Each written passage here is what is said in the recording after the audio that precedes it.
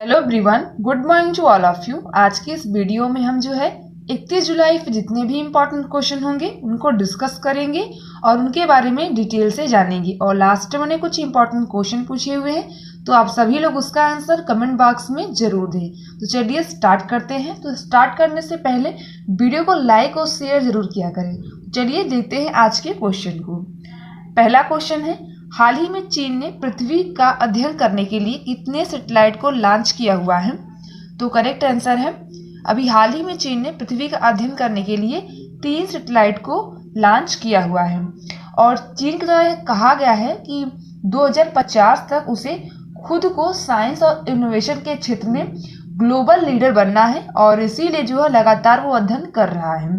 तो अभी हाल ही में चीन ने पृथ्वी का अध्ययन करने के लिए 3 सैटेलाइट को लॉन्च किया हुआ है। तो ऑप्शन करेक्ट है थर्ड।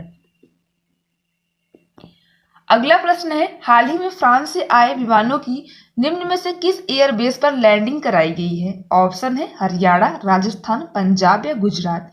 तो करेक्ट आंसर है हरियाणा।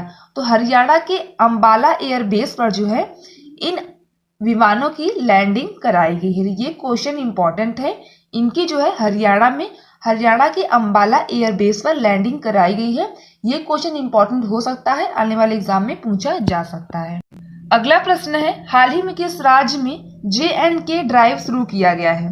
तो करेक्ट आंसर है जम्मू कश्मीर। तो देखिए अभी हाल ही में जम्मू कश्मीर में इसको स्टार्ट किया गया है। इसके बारे में जान लेते हैं। तो वन्य जीव संरक्षण विंग ने रामनगर जो अभ्यारण्य है वहां पर green and J&K drive start किया हुआ है। इसके बारे में जान लेते हैं। तो ऐसा जम्मू कश्मीर क्षेत्र में मानसून वृक्षारोपण के लिए 72वें वन महोत्सव को चिन्हित करने के लिए किया गया है। इसको स्टार्ट किया गया है और वहां पर इस मानसून मौसम में जो है विभिन्न वन्यजीव क्षेत्रों में 5 लाख पौधे लगाने का लक्ष्य रखा गया है। तो ये इंपॉर्टेंट है, इसे जम्मू कश्मीर में स्टार्ट किया गया है। अब जम्मू कश्मीर में स्टार्ट किया गया है तो बात कर लेते हैं जम्मू कश्मीर के बारे में। जम्मू कश्मीर के जो उपराज्यपाल है उनका नाम क्या है? इंपॉर्टेंट है, गिरीश चंद्र मुर्मू है। और इम्पॉर्टेंट अगर इन जीके को डिस्कस करें तो भारत की सबसे लंबी सुरंग है श्यामा प्रसाद मुखर्जी सुरंग, वो भी जो है जम्मू कश्मीर में ही स्थित है। और भारत की सबसे ऊंची चोटी जो K2 है गार्डन नास्टिन, जिसकी ऊंचाई 8,611 मीटर है, वो भी जम्मू कश्मीर में ही स्थित है। और वुलर झील इंपॉर्टेंट है, भारत की ताजे पानी की सबसे बड़ी झील वुलर झील जम्मू कश्मीर में ही स्थित है। और जो डल झील है जो कि श्रीनगर जिसके किनारे बसा हुआ है, ये भी जम्मू कश्मीर में ही स्थित है। बात कर लेते हैं जम्मू कश्मीर की स्थापना की। तो 26 अक्टूबर 1947 के जम्मू कश्मीर राज्य की स्थापना की गई थी। और राष्ट्रीय उद्यान की अगर हम बात करें तो किश्तवाड़ राष्ट्रीय उद्यान और दच्चीग्राम राष्ट्रीय उद्यान, ये कुछ राष्ट्रीय उद्यान इंपॉर्टेंट हैं।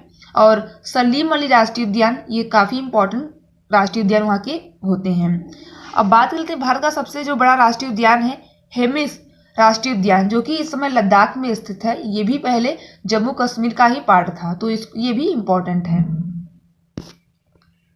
अगला प्रश्न है, हाल ही में किस राज्य ने राज्य की पहली हेलीकॉप्टर सेवा को हरी झंडी दिखाई हुई है?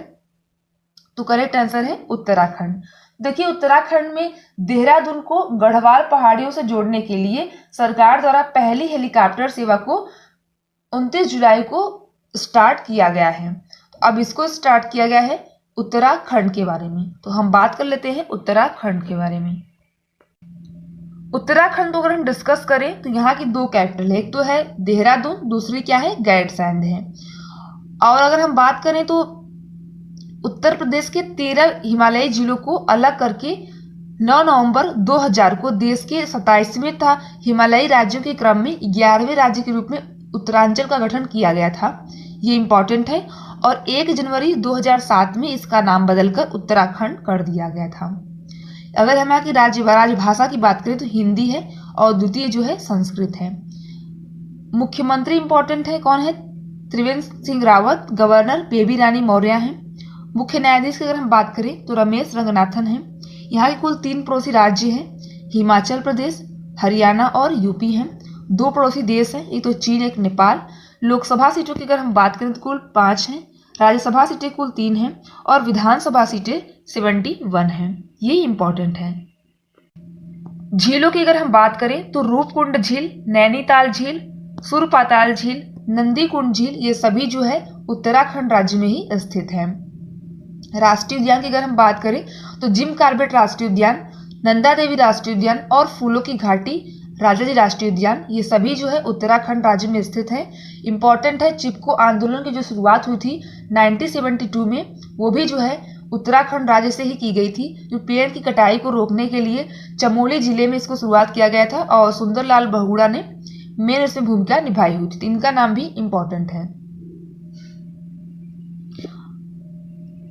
इसका नाम जो है एक तरह से चिपको इसलिए पड़ा है क्योंकि पेड़ों को काटने से बचाने के लिए क्या होता है, ग्रामवासी जो वहां के थे वो वृक्षों से चिपक जाते थे, इसलिए इसका नाम चिपको पड़ गया था।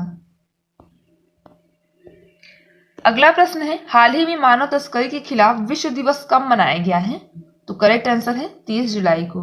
तो देखिए अभी हाल ही में मानव तस्करी के खिलाफ लोगों की स्थिति के बारे में जागरूकता बढ़ाने और जो शोषण हो रहे हैं उनको रोकने के लिए, उनके अधिकारों को बढ़ावा देने के लिए, उनकी रक्षा करने के लिए प्रत्येक वर्ष 30 जुलाई को यह मनाया जाता है और इसे जो है संयुक्त राष्ट्र महासभा द्वारा 2013 में पहली बार नामित किया गया था। इस बार की अगर हम थीम की बात करें तो इस बार की थीम है the first response to human trafficking. तो ये इंपॉर्टेंट है, इसकी थीम है the first response to human trafficking, इसकी थीम है।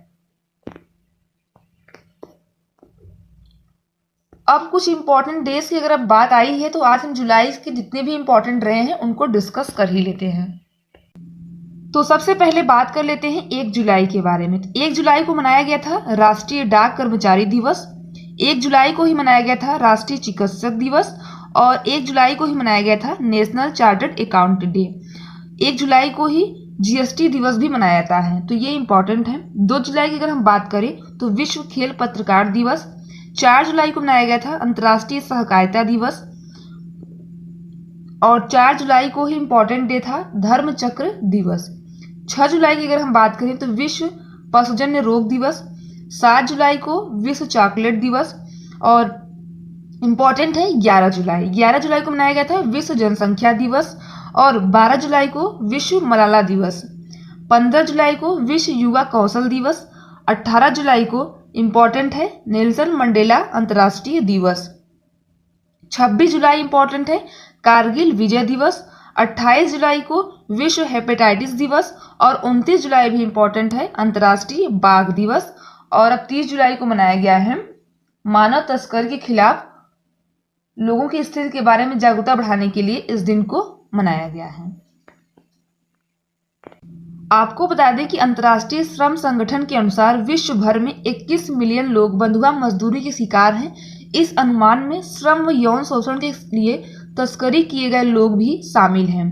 तो मानव तस्करी से सभी देश किसी न किसी तरह से जुड़े हुए हैं और इसी के लिए जो है इन सब चीज़ों से लोगों को निकालने की एक तरह से कर सकते हैं, उनमें जागरूकता बढ़ाने के लिए इस दिन को मनाया जाता है।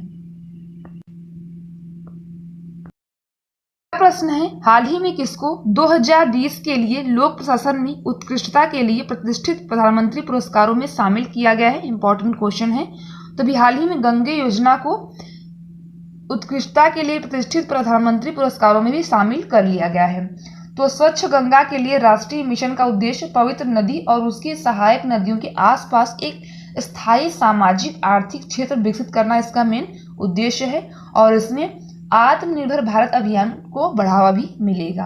तो अभी हाल ही में गंगे योजना को भी इस पुरस्कार में शामिल कर लिया गया है। अगला प्रश्न है, हाल ही में जारी की गई पुस्तक ई पुस्तक किसने लॉन्च की हुई है? तो देखिए अभी हाल ही में इस बुक को जो हमारे स्वास्थ्य मंत्री हैं डॉक्टर हर्षवर्धन, उन्हीं के द्वारा लॉन्च किया गया है। अब इस बुक में क्या लिखा है इसके बारे में जान लेते हैं।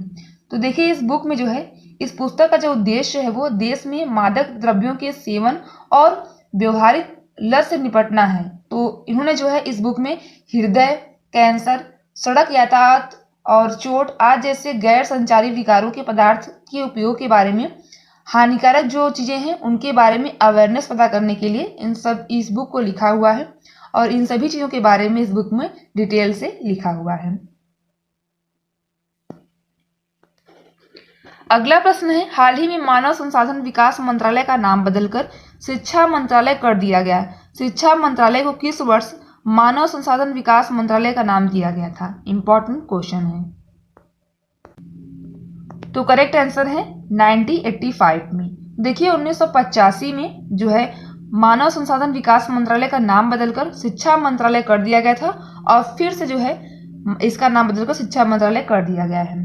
तो केंद्रीय मंत्रिमंडल द्वारा मानव संसाधन विकास मंत्रालय का नाम शिक्षा मंत्रालय कर दिया गया था 1985 में और यह जो है पूर्व प्रधानमंत्री राजीव गांधी के कार्यकाल के दौरान 1985 में शिक्षा मंत्रालय का नाम बदलकर मानव संसाधन विकास मंत्रालय कर दिया गया था। तो ये भी क्वेश्चन इंपॉर्टेंट है, हो सकता है आने वाले एग्जाम में पूछा जा सकता है।